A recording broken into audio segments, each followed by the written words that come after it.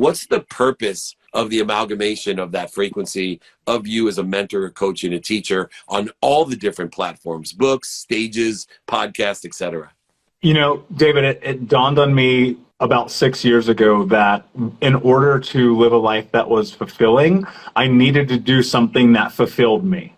And in that, I came to a very simple conclusion that my mission is to end generational trauma in my lifetime through education and information so that another child doesn't have to have a story like mine.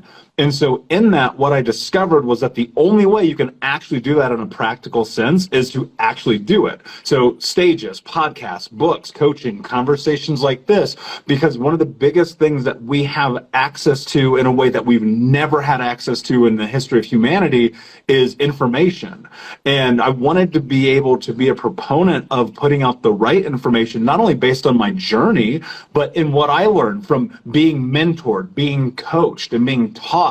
Because ultimately there is the symbiosis of this experience that we all perpetually are going through together that leads to this place of not only building community, but building towards that fulfillment, whether it's a big mission like what I have, or whether it's just, I want to be the best dad, best coach, best, whatever that thing is. Time is so important in this process. And let me explain what I mean is when I was capable of reconciling time with what had happened in gratitude, forgiveness, empathy, sympathy, accountability, and inspiration. When I was able to say, there's light, love, and lessons in the person that abused me as a 9-year-old.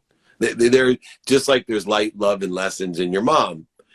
But I need to reconcile my time with it. And I need to decide how to prioritize my time with those around me that are feeding me. And it takes so much more energy to find the light, the love, and the lessons in some people that I'm actually neglecting or diminishing my capacity with those people that have open minds, those people that are feeding me. And so I want to know how you have been able to utilize time, your understanding of time, studying time in this respect of, is there a reconciliation of time that you utilize in a pragmatic world with these unbelievable bigger issues of genetic and energetic inheritance and generational trauma? How does time interplay for you with your mindset, your heart set, and your hand set with what you're doing? Yeah, I mean, that's a phenomenal question. And no one's asked me that question before, but it's something I actually think about every single day. You hear the old adage, time heals all wounds. I believe that to be true if you also add in doing the work. If you also add in educating yourself, if you also add in building a community and going through this process of healing. Because when I was a child, I used to look at the clock on the wall at school and beg for it to slow down, David, because the scariest thing for me was to walk through my front door and go home.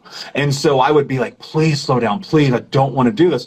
And what happened is over time, I learned how I could be more capable of stepping into who I am. And again, just allowing that space, seeking the community, seeking the healing, seeking like the education, even our connection, right? Being able to go, who do I need to learn from today?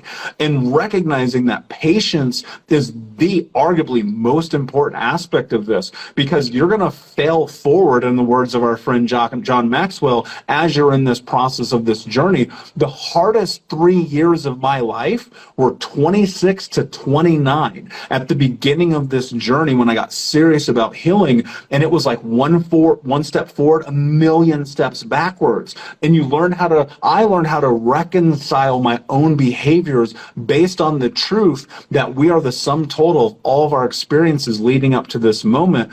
And if you add in causation and correlation, you recognize that you've been set up to be the person that you are until you recognize that you can make the decision to no longer be that person, but instead to create yourself. And the only way that you can create yourself is by getting clarity about who you want to become, and on a long enough timeline, becoming that person, understanding that you can shed your past and reconcile not only the time, but who you used to be, because that's ultimately the only way you're going to become who you're capable of being.